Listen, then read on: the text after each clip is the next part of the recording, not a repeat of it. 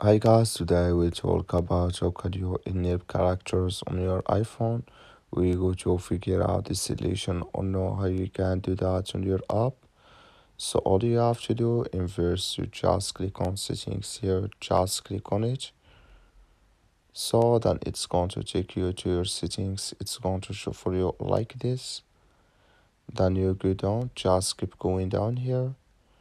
Then you click here on accessibility here, just click on it.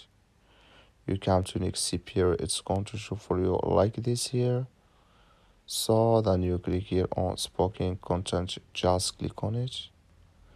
You come to next zip here, it's going to show for you like this. You click here on chip in here feedback, just click on it. You come here to characters, click in this sign. Like you see this color for us, that's mean here characters enabled with us now.